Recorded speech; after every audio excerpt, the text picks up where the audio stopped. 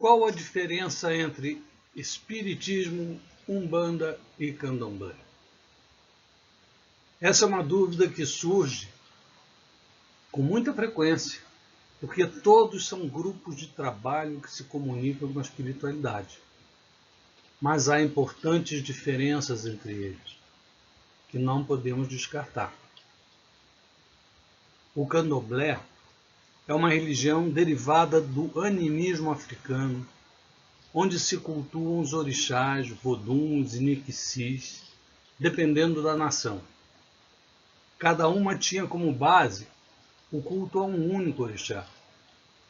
Mas a junção dos cultos é um fenômeno brasileiro, em decorrência da importação de escravos, onde agrupados nas senzalas nomeavam um zelador de santo, também conhecido como babalorixá, no caso dos homens, e ialorixá, no caso das mulheres.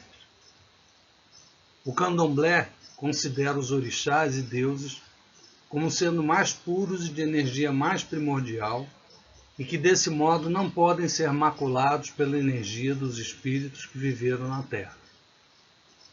Como a Umbanda, também foi proibido pela Igreja Católica e criminalizado mesmo por alguns governos. Eles ainda estão apegados a coisas materiais e sentimentos inferiores. Lembrando que espíritos que pedem sacrifícios animais ou humanos, bebida alcoólica, charutos, comida, sacrifício e sangue de um irmão inferior, um animal, ou mesmo humano, que participam de trabalhos de vingança ou outra maldade qualquer, precisam de muito esclarecimento cristão. Respeitamos o livre-arbítrio de cada um, mas devemos advertir que não é uma prática espírita. A Umbanda é uma religião brasileira e que sintetiza vários elementos das religiões africanas e cristãs. Foi formado no início do século XX em Niterói por um jovem chamado Zélio Ferdinando de Moraes. Na verdade, é uma mistura do candomblé, catolicismo e espiritismo, e esse sincretismo que combina o catolicismo, a tradição dos orixás africanos e o espírito de origem indígena se disseminou pelo país. Assim como outras religiões afro-brasileiras, a Umbanda sofreu repressão política durante a Era Vargas até o início de 1950. No Brasil, a Umbanda e demais religiões de matrizes africanas sofreram com a intolerância religiosa, sendo as religiões neopentecostais as de maior intolerância em relação à Umbanda, ao candomblé e até mesmo ao kardecismo.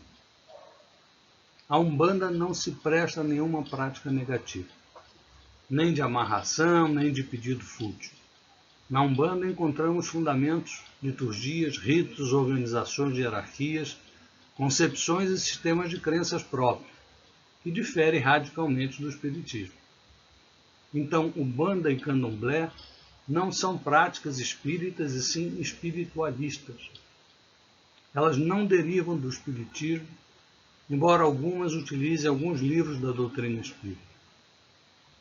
Na Umbanda presta-se o culto ao panteão de orixás, que são as divindades de origem africana. Existe também um aspecto de oferendas, que são a prática de dispor comida ritual e objetos específicos nos templos ou locais ao ar livre, em dias especiais, para fins específicos de agradecimento aos guias e orixás. A Umbanda não se utiliza de sacrifício de animais. Existe também a Macumba, que é o despacho.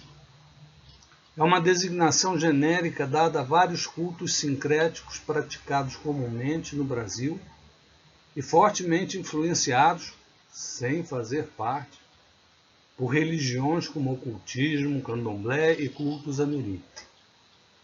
Macumba também pode se referir a um antigo instrumento musical de percussão africano, uma espécie de reco-reco. Além dessas duas acepções, o termo macumba tem uso popular como sinônimo de ebó, feitiço, coisa feita, segundo o escritor Câmara Cascudo. Terreiros de macumba não são espíritas, umbandista, nem pertencem ao candomblé. Esses terreiros têm preceitos próprios, onde cada grupo faz o que quer.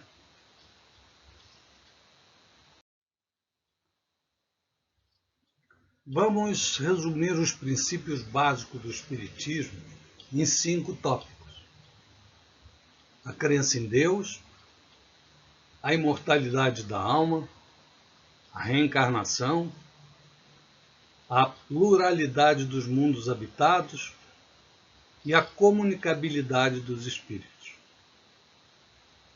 Pela reencarnação nas sucessivas existências, mediante os seus esforços e desejos de melhoria no caminho do progresso, o homem avança sempre e alcança a perfeição, que é a sua destinação final. A vida do espírito se compõe de uma série de existências corporais e cada uma delas é uma ocasião para o seu progresso. Conforme notamos, os próprios seres que se comunicam se designam a si mesmos pelo nome de espíritos ou gênios, declarando alguns, pelo menos, terem pertencido a homens que viveram na Terra.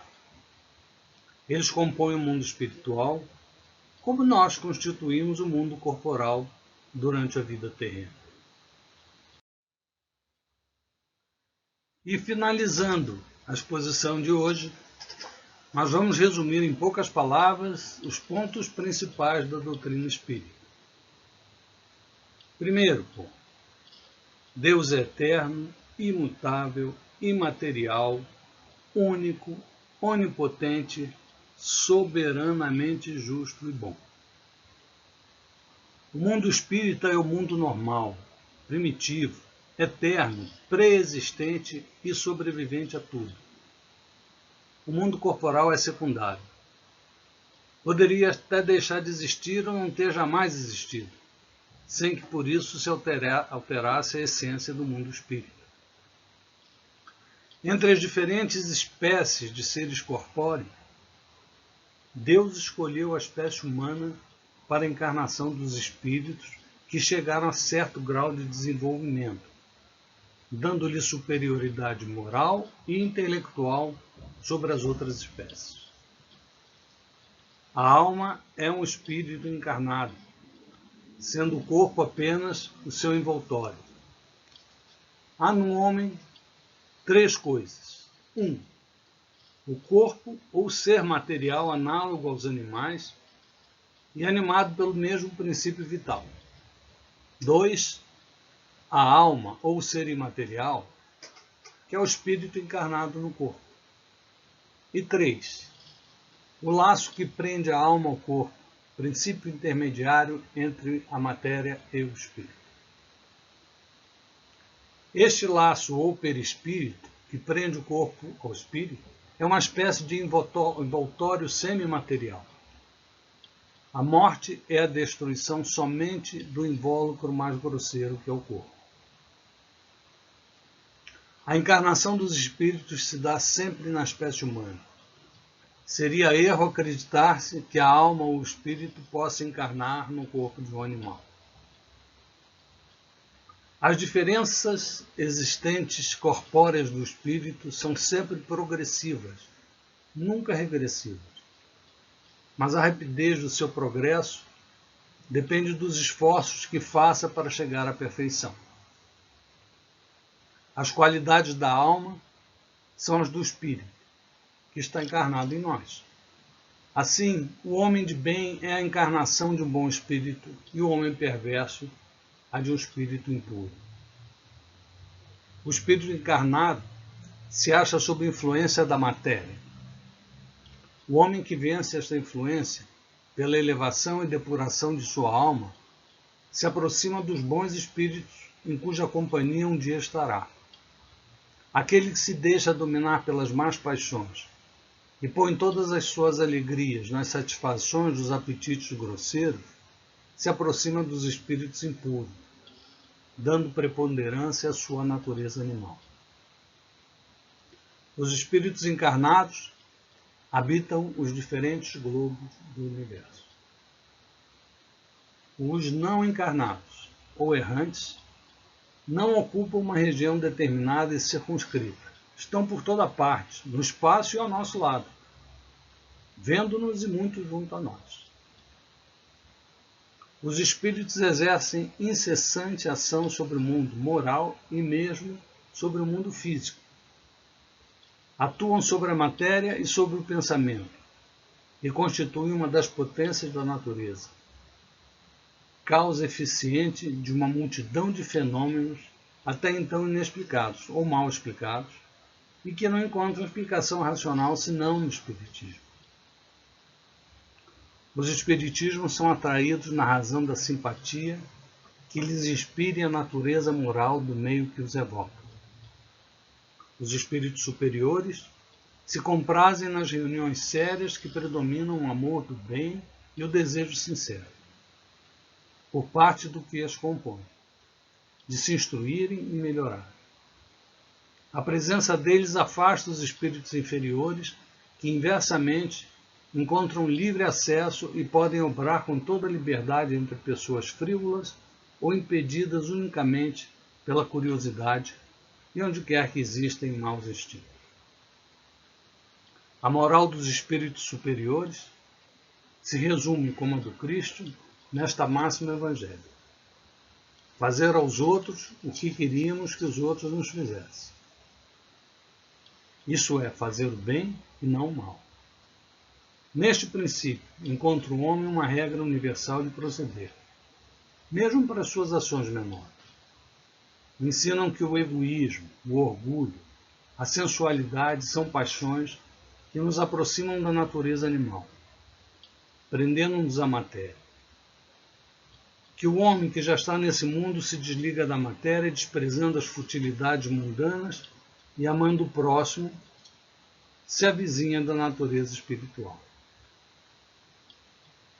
Ensinam-nos que o egoísmo, o orgulho, a sensualidade são paixões que nos aproximam da natureza animal, prendendo-nos à matéria. Que o homem que já está neste mundo se desliga da matéria, desprezando as futilidades mundanas e amando o próximo, se avizinha da natureza espiritual. Mas ensinam também não haver faltas irremissíveis que a expiação não possa apagar. E assim, nós encerramos a exposição deste tema e estamos agora abertos às perguntas.